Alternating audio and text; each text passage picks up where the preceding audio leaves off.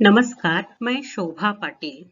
आज हम इस वीडियो में गद्य पाठ 4 देखने वाले हैं। पाठ का नाम है आदर्श बदला। लेखक सुदर्शन। पाठ का पहला भाग आज हम देखने वाले हैं। अब देखिए, पहले हम लेखक का परिचय देखने वाले हैं। इस पाठ के लेखक सुदर्शन हैं। अभी हमने उनकी तस्वीर देखी है। उनका मूल नाम बद्रीनाथ हैं और उपनाम सुदर्शन हैं। उनका जन्म 29 मई 1895 में सियालकोट में हुआ। ये सियालकोट अब भारत पाक विभाजन के बाद पाकिस्तान में चला गया है। साहित्य विशेषता देखिए उनकी साहित्य की विशेषता यह है कि वे सबसे ज्यादा कहानीकार हैं। फिर उन्होंने उपन्यास, नाटक, प्रहसन, गीत, बहुत सारी साहित्य विधाओं में लेखन किया है।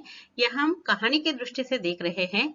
उनका साहित्य सुधारवाद, आदर्शवाद, यथार्थवाद, ये उनकी साहित्य की विशेषता है।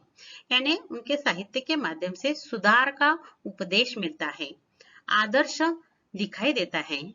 और उनके साहित्य की सबसे महत्वपूर्ण विशेषता यह है कि वे यथार्थ, वास्तव, सच अपने साहित्य के माध्यम से समाज के सामने प्रस्तुत करते हैं। इसके साथ साथ उन्होंने हिंदी फिल्मों की पटकथाएं और फिल्मी गीत भी लिखे हुए हैं। इस क्षेत्र में भी उन्होंने कार्य किया है। प्रेमचंद की लेखन परंपरा को आगे बढ़ाया है। इसका मतलब यह है कि उन्होंने प्रेमचंद को आदर्श लेकर आदर्शान्मुख यथार्थवादी साहित्य लिखने की विशेषता को ग्रहण किया और प्रेमचंद की लेखन परंपरा को आगे बढ़ाने का प्रयास किया है। यह देखिए, प्रेमचंद, बद्रीनाथ, इन्हें एक विशेष रंग दिया, इसलिए दिया है कि यह साहित्य संबंधी सामान्य ज्ञान के लिए जो कृतियां पूछी जाने वाली हैं, इसके लिए महत्वपूर्ण है। लेखक का नाम, मूल नाम लिखिए बद्रीनाथ अथवा पंडित बद्रीनाथ भट्ट, यह भी आप लिख सकते हो। इस लेखक की लेखन परंपरा सुदर्शन जी ने आगे बढ़ाई। प्रेमचंद की लेखन परंपरा, ये प्रेमचंद, बद्रीनाथ, ये दो शब्द 2 अंक के लिए महत्वपूर्ण हैं। यहाँ एक और विशेषता है इनके कहानी की, हार की जीत। यह उनकी प्रथम कहानी है जो 1920 में सरस्वती पत्रिका में प्रकाशित हो चुकी है और वो कालजयी है। हिंदी साहित्य में बहुत ही प्रसिद्ध कहानी है हार की जीत। ये ध्यान में रखिए, जब आगे आप स्पर्धा परीक्षा देंगे उसमें ये जरूर प्रश्न पूछा जाता है, सुदर्शन जी की कालजयी कहानी। कालजयी मतलब आज भी वह कहानी प्रासंगिक है, सुप्रसिद्ध है। कहानी का नाम है हार की जीत। किस साल की है? 1920 की। किस पत्रिका में प्रकाशित हुई? सरस्वती पत्रिका में प्रकाशित हुई। यह महत्वपूर्ण बात है। और एक महत्वपूर्ण बात है कि उनकी कहानियों की भाषा बहुत ही सरल, सहज, मुहावरेदार, प्रभाव उत्पन्न करने वाली है, कहीं भी कठिन नहीं है। उनकी भाषा धारा प्रवाही होने के कारण कहीं भी कठिनाई महसूस नहीं होती। इनकी कहानियां घटना प्रधान है, मतलब किसी एक घटना या प्रसंग को लेकर वे कहानियां लिखते हैं और कहानी के माध्यम से आदर्श, यथार्थ और सुधारवाद की दृष्टि हमें देते हैं। इस महान साहित्यकार की मृत्यु 9 मार्च 1967 में हुई है। यहाँ एक महत्वपूर्ण बात ध्यान में रखिए, हर लेखक के परिचय में उनकी मृत्यु, उनकी जन्मतिथि क्यों बताई जाती है, ऐसा प्रश्न आपके मन में आ सकता है। देखिए, किसी भी साहित्य को पढ़ने के पहले वह साहित्य किसने लिखा है यह महत्वपूर्ण होता है। ये साहित्यकार कौन है, कहाँ का है, किस वातावरण में वो पला बड़ा है और यह कहानी लिखने के पीछे उसका क्या उद्देश्य है, ये जानने के बाद इस कहानी के प्रति हमारी रुचि और भी बढ़ जाती है। इसलिए यह बताना आवश्यक है। यह लेखक के परिचय में एक बात महत्वपूर्ण है। देखिए, अभी अभी हमने तस्वीर देखी, उनके चेहरे पर जो सामान्य भाव दिखाई देता है। यहाँ एक महत्वपूर्ण बात ध्यान में रखिए कि जो लोग सामान्य होते हैं वे बहुत महत्वपूर्ण कार्य करते हैं। एक जगह पर अब्राहम लिंकन ने लिखा है कि सामान्य लोग देव के समान होते, देवता के समान होते हैं। समाज के लिए वे उनका बहुत महत्वपूर्ण योगदान होता है। वे गुमनाम होते हैं फिर भी समाज के लिए बहुत महत्वपूर्ण होते हैं। इसलिए अब्राहम लिंकन कहते कि परमात्मा ने सामान्य लोगों की संख्या बढ़ाई है। प्रसिद्ध लोग इन्हें गिने होते हैं और गुमनाम लोग बहुत होते हैं क्योंकि इनकी समाज के लिए बहुत जरूरत होती है। यह लेखक के उदाहरण से स्पष्ट हो जाते हैं कि वो एक सामान्य परिवार में पैदा हुए हैं। सामान्य परिवार में पले बड़े साहित्यकार ने नजदीक से गरीबी देखी है, यथार्थ देखा है, कर्मकांड देखा है। इसी पर आधारित उसमें सुधार लाने का उन्होंने अपने साहित्य के माध्यम से प्रयास किया है। यह उनके व्यक्तित्व की एक झलक है। जो आगे जाकर साहित्य का अध्ययन करने वाले हैं, उन्हें लेखक का परिचय, व्यक्तित्व, कृतित्व इस पर लिखना है। जिन्हें साहित्य की स्पर्धा परीक्षा देनी है, इनके लिए यह प्रेमचंद, इनकी प्रसिद्ध कहानी हार की जीत या उनका मूल नाम पंडित बद्रीनाथ भट्ट, ये मालूम होना चाहिए, इनके लिए है। इसलिए किसी को डरने की जरूरत नहीं। इतना परिचय देने के बाद आपको एक अंक के लिए एक कृति पूछी जाने वाली है कि उनका मूल नाम क्या है, बद्रीनाथ। वे किसकी लेखन परंपरा आगे ले जाते हैं, प्रेमचंद। बस इतना ही आपको इस साल लिखना है, परंतु आगे के लिए ये एक झलक दिखाई है आपको। अब देखिए, यह बहुमुखी साहित्यकार हैं। उन्होंने कहानी, उपन्यास, नाटक, प्रहसन, गीत, बहुत सारी विधा प्रकार में साहित्य लेखन किया है। आज हम उनकी कहानी देखने वाले हैं, इसलिए इस दृष्टि से संक्षेप में उनकी कृतियां देखिए। यहाँ पुष्पलता, सुदर्शन सुधा, तीर्थ यात्रा, ये उनके कहानी संग्रह हैं। सिकंदर, भाग्य चक्र, ये उनके नाटक हैं। भागवती, कहीं कहीं भागवंती भी लिखा है, ध्यान में रखें, ये उनका उपन्यास है। ऑनररी मैजिस्ट्रेट, ये प्रहसन है। ये प्रहसन विधा अब आप नहीं सुन रहे हो। ये देखिए, प्रहसन क्या होता है? यह एक नाटक का छोटा रूप होता है, लघु नाटक होता है, रूपक होता है, उसी तरह ये होता है। अब देखिए, प्रहसन के बारे में बताती हूँ। लघु नाटक कैसा होता है? तो आजकल आप टीवी पर हिंदी धारावाहिक देखते हो, कपिल शर्मा की कॉमेडी, या मराठी में चला हवाई उद्या, इसमें वो बहु कदम वगैरह जो छोटा रूपक प्रस्तुत करते हैं, उसे प्रहसन कहा जाता है। यह भी उन्होंने लिखा है। ये महत्वपूर्ण बात देखिए, बहुत सारा साहित्य लिखा है। संक्षेप में यहाँ इनकी कृतियां हमने बताई हैं। देखिए, ये गद्य पाठ है और इस गद्य पाठ के अंतर्गत आज हम कहानी देखने वाले हैं। तो कहानी विधा क्या होती है? यह तो आप सभी परिचित है कहानी से। बचपन से आप कहानियां, कथा या मराठी में गोष्ट कहा जाता है, आप सुनते आए हैं। यह गद्य साहित्य की बहुत प्राचीन विधा है, इसलिए आप सभी इससे परिचित हैं। परंतु एक महत्वपूर्ण बात है कि यह कहानी सभी के प्रति जिज्ञासा उत्पन्न करती है, सभी के मन को बहलाती है, एक ही बैठक में पढ़ी जाती है, किसी घटना या प्रसंग पर आधारित होती हैं, अथवा घोड़दौड़ के समान वो आगे आगे बढ़ती हैं। देखिए, कहानी सुनते समय आप हमेशा कहते हैं, और क्या हुआ, और क्या हुआ? यह आपके मन की जिज्ञासा होती है, आगे क्या है, आगे क्या है। जैसा घोड़ा दौड़ता है, उसी तरह आपका मन भी दौड़ने लगता है, कहानी में आगे क्या होगा, आगे क्या होगा, ये जानने के लिए। इसलिए कहानी बचपन से आप दादा दादी, नानी नाना से सुनते आए हो। इस कहानी का एक आदर्श रूप हम यहाँ कहानी का देखने वाले हैं। देखिए, बचपन में आपने दादी से कहानी सुनी है, एक था राजा, एक थी रानी, अथवा मराठी में एक थी चूर, एक था कौ। इस तरह की कहानी आप सुनते आए हैं। इसके बाद बीरबल की कथाएं सुनते आए हैं। फिर इसाक नीति की कथा आपने सुनी होगी, पढ़ी होगी, या विक्रम बेताल की एक धारावाहिक थी हिंदी में, वह भी कहानियां छोटी छोटी थी, वह भी कहानियां ही थी। यानी कहानियां एक विशिष्ट प्रसंग पर एक विशिष्ट उद्देश्य को लेकर लिखी जाती हैं। यह कहानी विधा के बारे में आपको जो मालूम है, बस मैंने केवल आपका ज्ञान जागरूक किया है। अब हम आज आदर्श बदला कहानी देखने वाले हैं। इस पाठ का उद्देश्य क्या है, क्यों हम आदर्श बदला कहानी का अध्ययन करने वाले हैं और उस पर परीक्षा में पूछे जाने वाली कृतियां लिखने वाले हैं?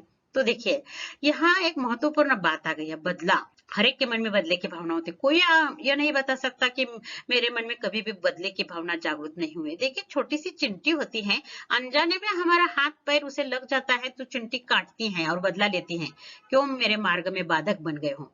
एक छोटा सा जीव चिंटी अगर हमें बदला लेकर काटती है, हम तो मनुष्य हैं, गुण दोषपूर्ण, हमारे मन में भी कभी कभी बदले की भावना जागृत होती है। कभी होती है जब कोई जरूरत न होते हुए कोई आदमी हमें परेशान करता है, सताता है, या हमें हानि पहुंचाता है, तब हमारे मन में, या हमें अपमानित करता है, तो हमारे मन में बदले की भावना सहज जागृत होती है। यह मनुष्य स्वभाव है, इसे हम टाल नहीं सकते। परंतु बदला किस तरह लेना चाहिए? बदला तो हर एक मन में भावना होती है, परंतु बदला लेने का भी एक तरीका होता है। बदले में कभी भी किसी की हिंसा नहीं करनी चाहिए और यहाँ एक बहुत आदर्श रखा है लेखक ने, जिन्होंने आपको नुकसान पहुंचा है उस आदमी से बदला ऐसा लेना चाहिए कि उसे भी सम्मान देना चाहिए। आपको यह अच्छा नहीं लगेगा या ये विपरीत लगेगा या हम कैसा सम्मान दे सकते हैं, परंतु 80 साल पहले की यह कहानी है, ये ध्यान में रखिए। उस समय का जमाना, शांत वातावरण, वहाँ इतनी जनसंख्या नहीं थी, स्पर्धा नहीं थी, लोग एक दूसरे को इतने सताते भी नहीं थे। राजा महाराजों का, सम्राटों का वह काल था, उस जमाने में ये ठीक था। परंतु आज भी हम अपने स्पर्धक को या हमें हानि पहुंचाने वाले आदमी को सम्मान कैसे दे सकते हैं, ऐसा प्रश्न आपके मन में आ सकता है।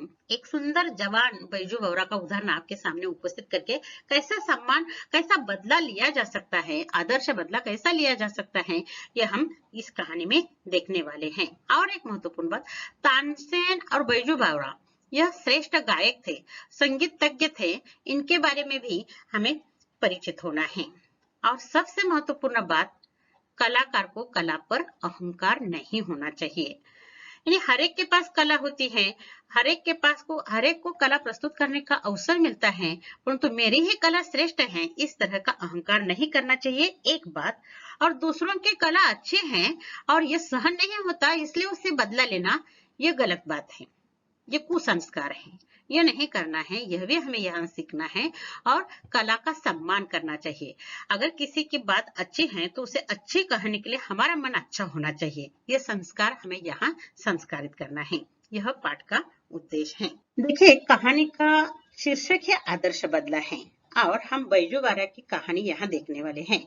ये गद्यांश 1 है। इस गद्यांश में हम केवल कहानी की प्रस्तावना देखने वाले हैं, क्योंकि किसी भी घटना में हमेशा आपको बताती हूँ, लघुत्तरीय प्रश्न का उत्तर लिखते समय कहा मैंने कि हर एक बात की प्रस्तावना करनी आवश्यक होती है। यहाँ भी कहानी की प्रस्तावना हो गई है। इस गद्यांश में प्रस्तावना के लिए उन्होंने 3 परिच्छेद लिए हैं और बाद में हम बैजू बावरा की ओर जाने वाले हैं। तो गद्यांश देखने के पहले, कहानी पढ़ने के पहले कहानी के प्रति आपके मन में जिज्ञासा बढ़ती जाएगी, इसलिए आपकी जिज्ञासा को पहले शांत करती हूँ और बाद में एक एक हम गद्यांश देखने वाले हैं।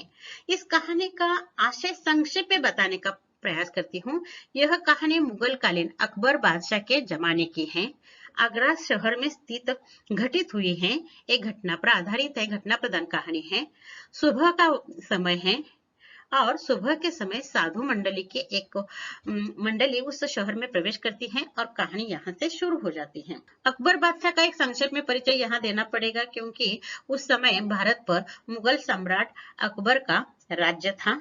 अकबर स्वयं पढ़ा लिखा नहीं था, परंतु उसके मन में कलाकार और बुद्धिजीवियों के प्रति बहुत सम्मान का भाव था और उन्हीं के सलाह पर वो अपना राजकाज भारत में चलाता था। उसके दरबार में 9 रत्न थे, उनमें बीरबल, तानसेन और हमारे हिंदी के कवि रहीम भी थे और भी हैं। वो सभी गायक, बुद्धिजीवी लोगों को अपने दरबार में रखता था। बीरबल की कथाएं तो आपने बचपन से सुनते आए हो और बीरबल यह इन 9 रत्नों में से एक था। बुद्धिमान था, समझदार था, अकबर का नजदीक का दोस्त था और वह गायक भी था, लेखक भी था। यह उनका परिचय है। तानसेन यह महत्वपूर्ण पात्र इस कहानी में आ गया है। अकबर दरबार के 9 रत्नों में से तानसेन एक रत्न था। वो महान गायक था, संगीतज्ञ था और उसे अपने कला पर गर्व था, अहंकार था। यह हम देखने वाले हैं। तानसेन ने अपनी बराबरी कोई न करे इसलिए किसी को गाने का वो मौका ही नहीं देता था। अगर किसी ने गाया तो उसे संगीत के तरह तरह के प्रश्न पूछता था और उन्हें मृत्युदंड की सजा देता था। जिसमें इस कहानी का नायक बैजू बावरा है। वो 10 साल का था उस समय उसके पिता को मृत्युदंड की सजा दी गई थी। उसी में पिता की मृत्यु हो जाती है। बैजू बावरा के मन में बदले की भावना जागृत हो जाती है। वो छोटा था 10 साल का और उस समय उसे हरिदास नामक गुरु मिल जाते हैं। वो थोड़ा थोड़ा गाता था और बहुत रियाज करके उस पर अध्ययन करके वो महान संगीतज्ञ बन जाता है। 12 बरस की वह साधना करके जवान 22 साल का बैजू बावरा फिर आगरा शहर में गाने के लिए आ जाता है। उसे पकड़ा जाता है और उसे संगीत के प्रश्न पूछे जाते हैं। वो हर प्रश्न के सही जवाब देता है। तब तानसेन और बैजू बावरा के बीच में संगीत की स्पर्धा हो जाती है। उसमें तानसेन हार जाता है, यानी उसके गर्व का हरण हो जाता है और जो मृत्युदंड की सजा है वह देने के लिए बैजू बावरा को अधिकार दिया जाता है। तब यह अहंकारी तानसेन उसके पैरों पर 22 साल का यह जो है उसके पैरों पर, बैजू के पैरों पर गिड़गिड़ाने लगता है, प्राण याचना करने लगता है। तब बैजू बावरा 12 साल पहले की घटना की याद उसे दिलाता है। उस साधु मंडली में मेरे पिताजी भी थे और उनका अज्ञान या उनका अपराध बन गया था और इसी कारण उन्हें मृत्युदंड की सजा दी गई थी। और आज आपको मृत्युदंड की सजा देने का मौका आ जाता है तो आप कहते हो कि मुझे प्राण की दया करो। यहाँ बैजू बावरा उसका सम्मान करता है और अपनी कला पर अहंकार नहीं करना चाहिए, यह सीख देता है और उसे प्राणदान देता है। यहाँ कहानी समाप्त हो जाती है। ये बहुत सुंदर व्यंग्य की कहानी है। हर गद्यांश में हम उसका आस्वाद लेने वाले हैं। बस आपके मन में जो जिज्ञासा है यह मैंने यहाँ शांत की है। कहानी का प्रारंभ कैसा हुआ, मध्य कैसा हुआ और कहानी का अंत क्या हो गया। और बैजू बावरा बदले की भावना से क्यों ना हो परंतु एक महान संगीतज्ञ बन जाता है। यह महत्वपूर्ण बात यहाँ हमें देखनी है। अब देखिए पहला परिचय। प्रभात का समय था। आसमान से बरसते हुए प्रकाश की किरणें संसार पर नवीन जीवन की वर्षा कर रही थी। 12 घंटों के लगातार संग्राम के बाद प्रकाश ने अंधेरे पर विजय पाई थी। इस खुशी में फूल झूम रहे थे, पक्षी मीठे गीत गा रहे थे, पेड़ों की शाखाएं खिलती थीं और पत्ते तालियां बजाते थे। चारों तरफ खुशियां झूमती थीं, चारों तरफ गीत गूंजते थे। इतने में साधुओं की एक मंडली शहर के अंदर दाखिल हुई। उनका ख्याल था मन बड़ा चंचल है, अगर इसे काम न हो तो इधर उधर भटकने लगता है और अपने स्वामी को विनाश की खाई में गिराकर नष्ट कर डालता है। इसे भक्ति की जंजीरों से जकड़ देना चाहिए। साधु गाते थे, सुमर सुमर भगवान को, मूर्ख मत खाली छोड़ इस मन को। यहाँ यह पहला परिच्छेद समाप्त हो जाता है। इस परिच्छेद में आगरा शहर में घटित घटना है। सुबह का समय है, बहुत ही सुनहरा सुबह और उस सुबह के समय प्राकृतिक सौंदर्य का बहुत ही सुंदर वर्णन लेखक ने यहाँ किया है। और इस सुंदर वातावरण में एक साधु की मंडली उस आगरा शहर में प्रवेश करती है और एक गीत गाते हुए यह मंडली आगे आगे बढ़ने लगती है। इसके बारे में बताया है। अब हम एक एक बात देखते हैं। देखिए, प्रभात का समय था। आसमान से बरसती हुई प्रकाश की किरणें संसार पर नवीन जीवन की वर्षा कर रही थी। ये इतना बड़ा वाक्य है। देखिए, इनमें से पहला छोटा वाक्य देखिए, प्रभात का समय था मतलब सुबह का समय था। प्रभात मतलब सवेरा, सुबह का समय था। आसमान से बरसती हुई प्रकाश की किरणें, यहाँ पॉज लेना है हमें। आसमान से बरसती हुई प्रकाश की किरणें, इसका मतलब सूर्योदय हो गया है और प्रकाश की किरणें धरती पर बिखर रहा है, सूर्य नारायण। और दूसरा, संसार पर नवीन जीवन की वर्षा कर रही थी। यानी इस संसार मतलब धरती, इस धरती पर प्रकाश की किरणें बरस रही हैं और धरती पर नवीन जीवन की वर्षा कर रही है। मतलब नवीन जीवन, इसका मतलब नए दिन की शुरुआत हो गए हैं। लोग नए ढंग से नया जीवन जीने के लिए तैयार हो रहे हैं। यह 2 पंक्तियों का एक वाक्य है, यह मिश्र वाक्य है। अब हमें इस पर एक कृति आपकी स्वाध्याय में दी है और प्रभातकालीन वातावरण की विशेषता है। ये मिश्र वाक्य है, उसे संयुक्त करना और 2 विशेषता हमें तैयार करनी है। दो अंक के लिए 2 विशेषताएं यहाँ लिखनी है। देखिए, प्रभात का समय है, आसमान से बरसती हुई प्रकाश की किरणें। यहाँ सुबह के समय सूर्य प्रकाश की किरणें बरस रहा है। ये पहला वाक्य तैयार हो जाता है। प्रकाश की किरणें संसार पर नवीन जीवन की वर्षा कर रही थी। ये दूसरा वाक्य तैयार हो जाता है या दूसरी विशेषता तैयार हो जाती है। प्रकाश की किरणें बरस रही थी और वही प्रकाश की किरणें संसार पर नवीन जीवन की वर्षा कर रही थी। ये 2 विशेषताएं हैं, स्वाध्याय में दी है। इस तरह की इतने लंबे मुद्दों की यह आकलन कृति परीक्षा में नहीं पूछी जाती, बस केवल स्वाध्याय में दी है, इसलिए हमें यहाँ बताना आवश्यक है। स्वाध्याय पूर्ण करना है। कुछ छात्रों को आदत होती है स्वाध्याय पूर्ण करना चाहिए और स्वाध्याय में जो दिया है वही परीक्षा में आने वाला है, इस तरह उनका विश्वास होता है। ऐसी बात नहीं है। ये पहली बात ध्यान में रखिए। आकलन कृति, शब्द संपदा और अभिव्यक्ति ये किताब में केवल नमूना के लिए, मॉडल के लिए दिया है। इनमें से एक भी कृति परीक्षा में नहीं पूछी जाती, ये ध्यान में रखिए। इसलिए परिच्छेद पढ़ते समय, गद्यांश पढ़ते समय गद्यांश में दी हुई आकलन कृति जो हम बताते हैं वो आपके नोट में लिखना। ये बात ध्यान में रखिए। हिंदी का अध्ययन करना नहीं है, सुनना है, उसे ग्रास पकड़ना है, ग्रहण करना है। एक बार आपको परिच्छेद अच्छी तरह से समझ आ गया तो किसी भी तरह की, किसी भी ढंग से कृति पूछी जाएगी, आपको लिखने के लिए आता है। ये हमेशा ध्यान में रखिए। इसलिए कोई भी, किसी को भी ये डरना नहीं है। स्वाध्याय में इतनी बड़ी बड़ी कृतियां दी हैं, हो सकता है आकलन कृति का ये कौशल होता है, आकलन कृति निकालने का नियम होता है, आकलन कृति परीक्षा में डालने के भी नियम होते हैं, हो सकता है उसमें गलती हो सकती है। इसलिए किसी को स्वाध्याय देकर नहीं डरना है। आगे देखिए, 12 घंटों के लगातार संग्राम के बाद प्रकाश ने अंधेरे पर विजय पाई थी। कितना सुंदर वाक्य दिया है। देखिए, 12 घंटों के लगातार संग्राम के बाद प्रकाश ने अंधेरे पर विजय पाई थी। इसका मतलब केवल एक वाक्य में, संक्षेप में हम क्या बता सकते हैं? रात समाप्त हो गई थी, दिन शुरू हो गया था। बस रात के बाद दिन आ गया है। कितना कितना सीधा साधा वाक्य है, परंतु कितने सुंदर ढंग से लिखा है। देखिए, 12 घंटों की रात होती है, 12 घंटों के दिन होते हैं, यह यहाँ बताया है। 12 घंटे तक प्रकाश अंधेरा से लड़ता है। मतलब संग्राम मतलब क्या? लड़ाई होती है, प्रकाश और अंधेरे की लड़ाई होती है। प्रकाश जीत जाता है और दिन शुरू हो जाता है, ऐसा उन्होंने यहाँ बताया है। इस खुशी में फूल झूम रहे थे, पक्षी मीठे गीत गा रहे थे, पेड़ों की शाखाएं खिलती थी और पत्ते तालियां बजाते थे। ये सभी मैंने एक साथ लिया है क्योंकि इतना बड़ा ये वाक्य ही है। देखिए, यहाँ पर एक कृति निकलती, यहाँ कोई कठिन नहीं है। देखिए, खुशी में फूल झूम रहे थे, मतलब सुबह होने की खुशी में फूल खिल रहे थे, वे खुश हो गए थे। सुबह होती है, पक्षी मीठे मीठे मीठे स्वर में गीत गाने लगते हैं।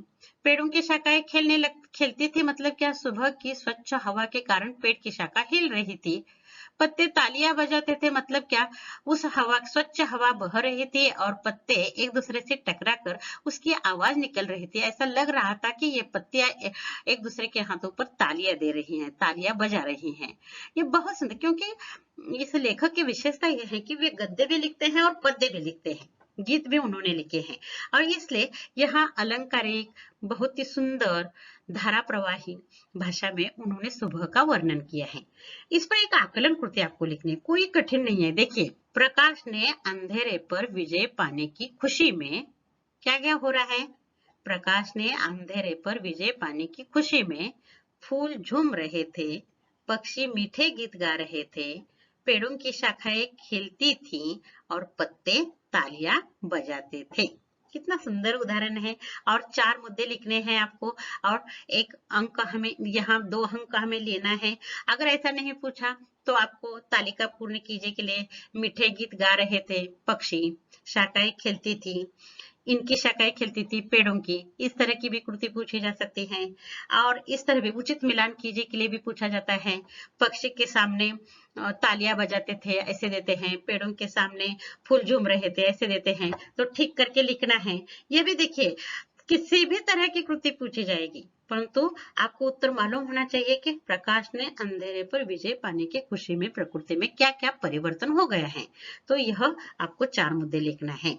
वातावरण कैसा है? देखिए, चारों तरफ खुशियां झूमती थी, मतलब चारों ओर का वातावरण खुशियों से, उत्साह से, ताजगी से भरा हुआ महसूस हो रहा है।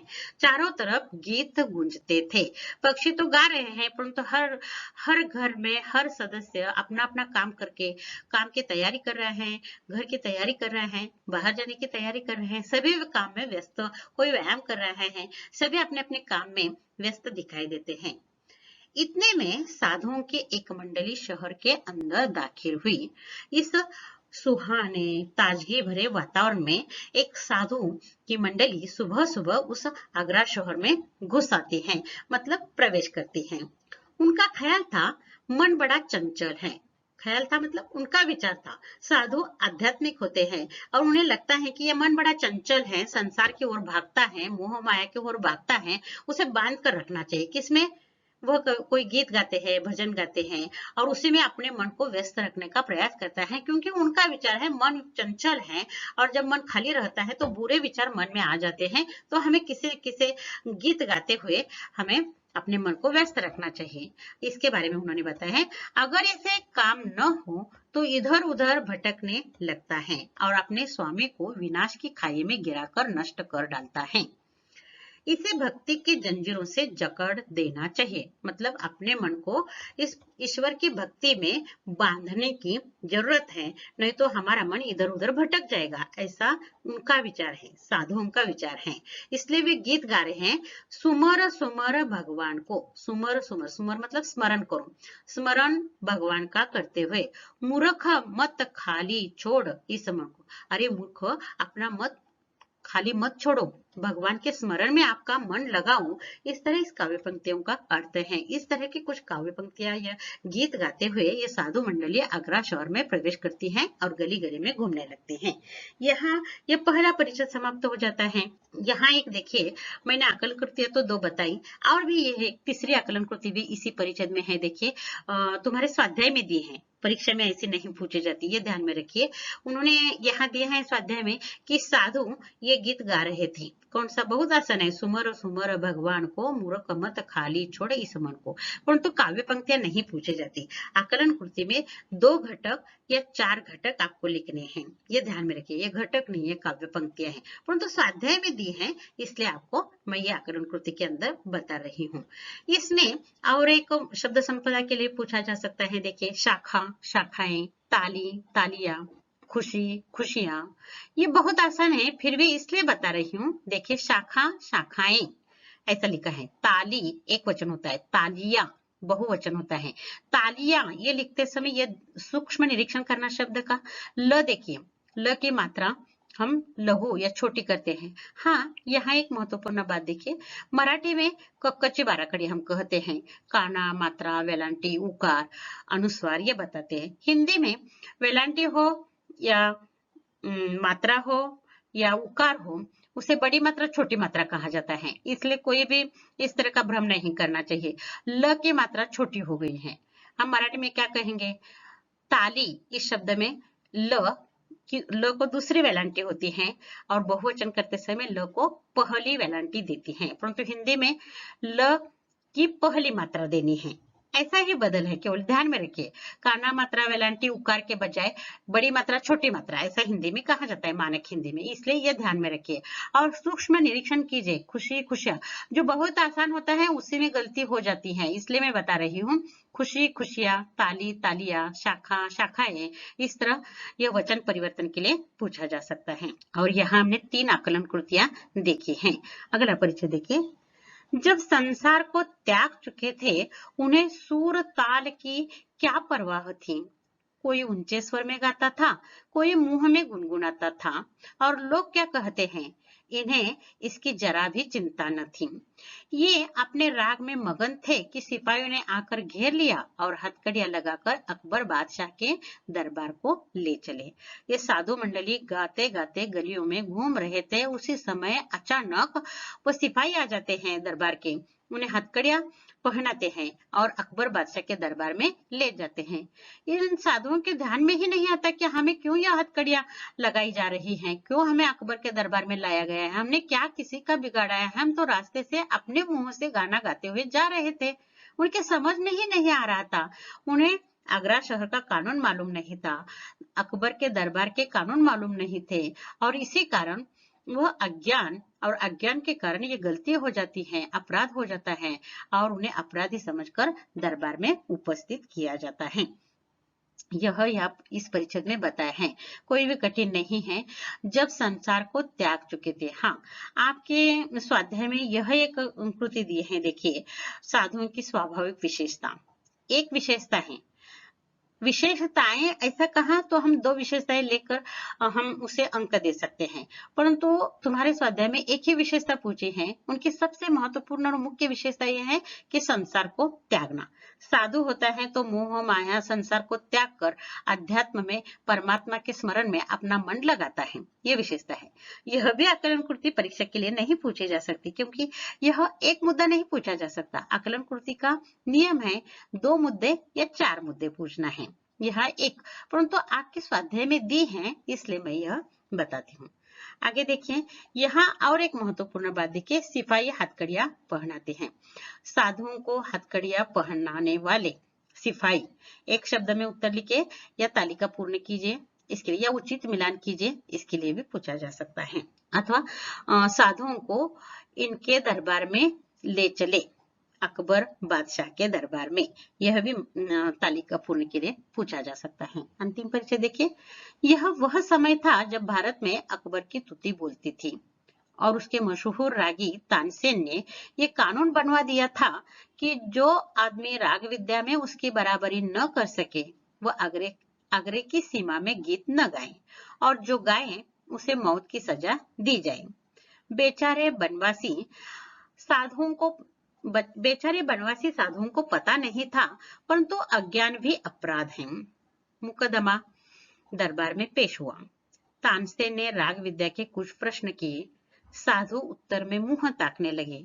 अकबर के होंठ हिले और सभी साधु तानसेन की दया पर छोड़ दिए गए। ऊपर के परिच्छेद में हमने देखा है कि सिपाही साधुओं को हथकड़ियां लगाकर अकबर के दरबार में लाए हैं। अब इस परिच्छेद में अकबर और तानसेन उसे क्या बताते हैं इसके बारे में बताए हैं। पहली बात देखिए, यह वह समय था जब भारत में अकबर की तुति बोलती थी, मतलब यह मुगल कालीन युग की कथा है, बहुत प्राचीन कथा है, 80 साल पहले की कथा है। उस समय भारत में मुगल सम्राट अकबर का राज्य था। तुति बोलना मतलब उसका बहुत ही प्रभाव था, और उनके दरबार में जो 9 रत्न थे उनमें से तानसेन एक रत्न था। वह मशहूर रागी, मशहूर मतलब प्रसिद्ध, रागी मतलब गायक संगीतज्ञ तानसेन था। और तानसेन ने कानून किया था, जो आदमी राग विद्या में उसकी मतलब तानसेन की बराबरी न कर सके वह आगरे की सीमा में गीत न गाए, यह पहला कानून। और दूसरा, जो गाए उसे मौत की सजा दी जाए। अज्ञान में अगर कोई गाया तो उसे मृत्युदंड की सजा दी जाती है। इस तरह तानसेन के ये 2 कानून थे। यह आकलन कृति है, ध्यान में रखिए, तानसेन के कानून। इस तरह 2 मुद्दे लिखना है। पहला मुद्दा है, जो आदमी राग विद्या में उसकी बराबरी न कर सके वो आगरे की सीमा में गीत न गाए, ये पहला कानून। और दूसरा, जो गाए उसे मौत की सजा दी जाए। ये 2 मुद्दे हैं, बहुत बड़े बड़े मुद्दे हैं, परंतु इसी के आधार पर कहानी आधारित होने के कारण ये बहुत महत्वपूर्ण मुद्दे हैं, इसलिए तानसेन के कानून पर आकलन कृति पूछी जा सकती है। और एक महत्वपूर्ण, तानसेन ने राग विद्या के कुछ प्रश्न किए। ये बेचारे भोले भाले और संसार का त्याग करके भगवान के गीत गाने वाले लोगों को तानसेन राग विद्या के मतलब संगीत के सवाल पूछने लगता है, और उन साधुओं के पास इसके जवाब नहीं थे। साधु उत्तर में मुंह ताकने लगे, मतलब अब क्या होगा, इनके प्रश्नों के जवाब तो हमें देने के लिए नहीं आ रहे हैं, और वो तो प्रश्न पूछ रहा है। मुंह ताकना मतलब दूसरों पर निर्भर रहना, और इसलिए उसी समय साधु और ये तानसेन के सवाल जवाब चल रहे थे। अकबर देखते हैं और अकबर बादशाह के होंठ हिले, मतलब अकबर ने कहा कि तानसेन पर इन साधु जो हैं तानसेन की दया पर छोड़ दिए गए, मतलब तानसेन इस पर निर्णय ले ले। इस तरह अकबर ने तानसेन पर यह निर्णय सौंपा, और तानसेन ने हमेशा नियम के अनुसार उन्हें मृत्युदंड की सजा दी है। यह हम अगले परिच्छेद में देखने वाले हैं। यहाँ यह परिच्छेद समाप्त हो गया है। इसमें तानसेन के कानून यह एक आकलन कृति के लिए पूछा जाता है। और तालिका पूर्ण कीजिए में राग विद्या के प्रश्न इन्होंने पूछे, किसने, तानसेन ने। ये उत्तर में मुंह ताकने लगे साधु, हथकड़ियां इन्होंने पहनाई सिपाही, ध्यान में रखिए, साधुओं को इनके दरबार में पेश किया अकबर। यह एक शब्द में उत्तर लिखिए अथवा उचित मिलान कीजिए, अथवा शब्द समूह के लिए एक शब्द में उत्तर लिखे, इसके लिए आकलन कृतियां पूछी जाती हैं। और शब्द संपदा के लिए हमने देखा है कि वो वचन परिवर्तन के लिए हम देखने वाले हैं इस परिच्छेद में। और एक महत्वपूर्ण यह व्याकरण आ गया है। देखिए 2 मुहावरे आ गए हैं। व्याकरण मैं धीमी गति से आपको पढ़ा रही हूँ, जैसे स्वाध्याय में आ रहा है। यानी अभी हमने 2 रस देखे हैं, पहले स्वाध्याय में वाक्य शुद्धिकरण पहले ही पाठ में व्याकरण का अंतिम भाग पूछा है, इसलिए मैंने वो नहीं लिया था और मैंने उस समय आपको बताया था कि हम ये बाद में पढ़ेंगे। तो अब हम धीरे धीरे पढ़ने वाले हैं। देखिए, निराला भाई इस पाठ में पृष्ठ क्रमांक 7 पर ऊपर से 7वीं पंक्ति में एक वाक्य आ गए हैं, अतिथि आए हैं, घर में सामान नहीं है। ये पहला वाक्य, वाक्य शुद्धिकरण के पहले पाठ के स्वाध्याय में पहला वाक्य दिया है, उसका उत्तर पृष्ठ क्रमांक 7 के 7 नंबर की पंक्ति में आ गया है। इस परिच्छेद में दूसरा वाक्य आ गया है। देखिए, परंतु अज्ञान भी अपराध है। आज आपको पाठ क्रमांक 1 का जो स्वाध्याय है व्याकरण का, वाक्य शुद्धिकरण कीजिए। अज्ञान शब्द कैसा लिखा है ये मैंने एक वीडियो में बताया है कि छात्र जैसा उच्चारण है वैसे ही लिखते हैं। अज्ञान ये उच्चारण है, लिखते समय अज्ञानो ये लिखना है। और एक उस वाक्य शुद्धिकरण में गलती हो गया, परंतु अज्ञान भी अपराध है। वाक्य शुद्धिकरण के लिए 2 गलतियां दी जाती हैं, आधे आधे अंक के लिए, 1 अंक के लिए। पूरा वाक्य शुद्ध लिखना है, उसमें एक ही गलती दी गई है। इसमें और एक गलती दी जा सकती है, है पर अनुस्वार दिया जा सकता है, जो बहुवचन में दिया जाता है, ये एक वचन का वाक्य है, वो भी गलती निकाली जा सकती है। तो ध्यान में रखिए, वाक्य शुद्धिकरण का भी हम अध्ययन कर रहे हैं। और व्याकरण का दूसरा भाग मुहावरे, यह भी इसमें आ गए 2 मुहावरे। तुति बोलना यानी अधिक प्रभाव होना और मुंह ताकना, दूसरों पर निर्भर होना, ये 2 मुहावरे आ गए हैं। यह भी हम स्वाध्याय में देखने वाले हैं। मुहावरे, वाक्य शुद्धिकरण, शब्द संपदा के लिए वचन परिवर्तन और आकलन पूर्ति और अभिव्यक्ति अब हम देखने वाले हैं। देखिए, यह गद्य पाठ है, कृति 1 में पूछा जाने वाला है। कृति इस तरह पूछी जा सकती है, निम्नलिखित पठित गद्यांश पढ़कर दी गई सूचनाओं के अनुसार कृतियां पूर्ण कीजिए। ये 6 अंक के लिए। इसमें 3 कृतियां पूछी जाने वाली हैं, 1 आकलन कृति, 2 शब्द संपदा और तीसरी अभिव्यक्ति।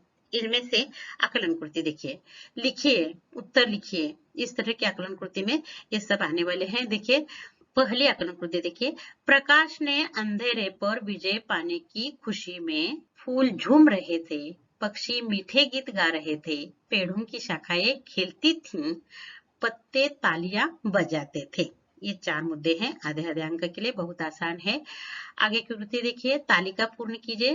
भारत में इसकी तुति बोलती थी, अकबर बादशाह, यह भी आप लिख सकते हो। ये उत्तर में मुंह ताकने लगे, साधु उत्तर में मुंह ताकने लगे। इसने राग विद्या के कुछ प्रश्न किए, तानसेन। इन्होंने साधुओं की हथकड़ियां लगाई, सिपाही। ये आकलन कृति के लिए है। आगे देखिए, तानसेन का कानून, जो आदमी राग विद्या में उसकी बराबरी न कर सके वह आग्रह की सीमा में गीत न गाए, जो गाए उसे मौत की सजा दी जाए। ये 2 मुद्दे आकलन कृति के लिए पूछे जा सकते हैं। अब आगे के हैं या आपके स्वाध्याय के हैं। देखिए, साधुओं की एक स्वाभाविक विशेषता, एक नहीं पूछे जा सकती। आकलन कृति के लिए कम से कम 2 मुद्दे, ज्यादा से ज्यादा 4 मुद्दे पूछे जाते हैं। एक ही पूछे हैं इसलिए एक ही दी है, संसार को त्यागना, मोह माया संसार को त्यागना, ये उनकी मुख्य विशेषता है, इसलिए एक दी है। आगरा शहर का प्रभातकालीन वातावरण, आसमान से प्रकाश की किरणें बरस रही थीं, प्रकाश की किरणें संसार पर नवीन जीवन की वर्षा कर रही थीं। ये 2 वाक्य बनाए, मिश्र वाक्य है, उसका संयुक्त वाक्य किया है और 2 अलग अलग वाक्य, 2 विशेषताएं दी हैं। यह 2 अंक के लिए पूछे जा सकते हैं। साधुओं की मंडली आगरा शहर में यह गीत गा रही थी, सुमर सुमर भगवान को, मूर्ख मत खाली छोड़ इस मन को। ये काव्य पंक्तियां हैं। यह भी आपको नहीं पूछी जा सकती क्योंकि इसमें मुद्दे नहीं हैं, ये काव्य पंक्ति हैं। देखिए, शब्द संपदा के लिए वचन परिवर्तन कीजिए। ताली तालियां, खुशी खुशियां, शाखा शाखाएं, हथकड़ी हथकड़ियां। यह वचन परिवर्तन के लिए इसलिए दिया है, आपको सूक्ष्म निरीक्षण करना है और किस तरह बड़ी मात्रा से बहुवचन के लिए छोटी मात्रा होती है, यह आपको देखना है। इन्हें दूसरी वेलांटी की पहली वेलांटी कैसी होती है ये देखना है, मराठी में हम बताते हैं। अब अगली देखिए कृति अभिव्यक्ति की है। इस परिच्छेद पर 2 अभिव्यक्तियां निकलती हैं। मैंने एक दी है आपको, मैं दूसरी मौखिक बताती हूँ, आपको वो लिखनी है। देखिए पहली है, सुबह के प्राकृतिक दृश्य के बारे में आपका मत लिखिए। यानी सुबह का वातावरण कैसा होता है, इसलिए सुबह आपको जागना है। आजकल लॉकडाउन है, आप देर से जागते हो, एक दिन सुबह जल्दी जागना और वातावरण कैसा है ये देखना, महसूस करना और आपको लिखना है। ये मैंने केवल मुद्दे दिए हैं आपको। देखिए सुबह का वातावरण बहुत अच्छा होता है। सुबह के समय पक्षी मीठे गीत गाने लगते हैं, पेड़ पौधों पर फूल खिलने लगते हैं, वातावरण में खुशबू फैल जाती है, आकाश में सूर्योदय का दृश्य दिखाई देने लगता है, वातावरण में ताजगी महसूस होती है, सुगंधित स्वच्छ हवा में कुछ लोग व्यायाम करते हैं, कुछ लोग योगा करते नजर आते हैं, तो कुछ लोग टहलने लगते हैं। सुबह के समय पार्क बगीचे फूलों और टहलने के लिए आए लोगों से खिल उठते हैं। इसी से भी आप सुंदर लिख सकते हो, क्योंकि हर एक की दृष्टि अलग होती है। सूक्ष्म दृष्टि से सुबह का वातावरण का देखना है और उसका वर्णन या आपका मत उस सुबह के बारे में कैसा है यह यहाँ लिखना है। दूसरी इसलिए दी है, अकबर बादशाह का जमाना, उस जमाने की ये कहानी है और उनकी बिरबल की कहानी ये आप बचपन से सुनते हैं, बिरबल के बारे में आप सब जानते हैं, इसलिए यह आकलन कृति अभिव्यक्ति के लिए दी है। देखिए यह लिखते समय अकबर बादशाह का हमें इतिहास के विवादास्पद मुद्दे नहीं तो सकारात्मक बातें देखनी है। अकबर बादशाह कला प्रिय था, वह कलाकारों और बुद्धिजीवियों का सम्मान करता था। उसके दरबार में 9 रत्न थे, इनमें बिरबल भी एक महत्वपूर्ण रत्नों में से था। बिरबल बुद्धिमान था, समझदार था, प्रशासन का अधिकारी था, वो लेखक भी था और कवि भी था। इसी से भी महत्वपूर्ण विशेषता, वो अकबर का बहुत नजदीक का दोस्त था। अकबर को वह राजकाज में सलाह भी देता था और बिरबल की कथा बोधप्रद होती है। इस तरह आप और भी लिख सकते हो। 5 से 6 पंक्तियों में आपको यह अभिव्यक्ति लिखने हैं। मैंने साहित्य संबंधी सामान्य ज्ञान पर भी कृतियां ली हैं, क्योंकि इसी वीडियो में हमने ये देखी है, इसलिए ली है। देखिए सुदर्शन जी का मूल नाम, यानी पहली स्लाइड में आपने देखा है बद्रीनाथ। सुदर्शन ने इस लेखक की लेखन परंपरा को आगे बढ़ाया है, प्रेमचंद की, ये ध्यान में रखिए। यह एक महत्वपूर्ण बात है। साहित्य संबंधी सामान्य ज्ञान के जो कृतियां हैं ये आपकी किताब में जो दी है उसी में से आपको यह पूछी जाने वाली हैं। यहाँ मैंने व्याकरण विभाग भी लिया है। हम धीरे धीरे व्याकरण पढ़ते जाने वाले हैं। यहाँ मुहावरे देखने वाले हैं। अभी परिच्छेद पढ़ते समय मैंने आपको वाक्य शुद्धिकरण के बारे में बताया है। जहां जहां आ जाता है वहां वहां व्याकरण नोट कीजिए।